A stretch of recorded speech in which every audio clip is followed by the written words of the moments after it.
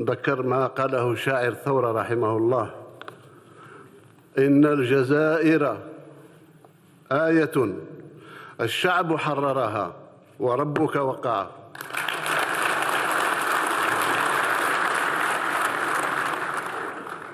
واذكر الجزائر وصغى إن ذكر اسمها تجد الجبابرة ساجدين ركع.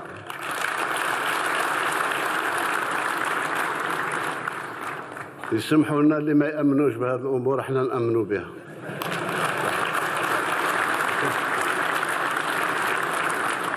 هذه تربيتنا من بعد الله عز وجل الوطن، كاش حاجة أخرى.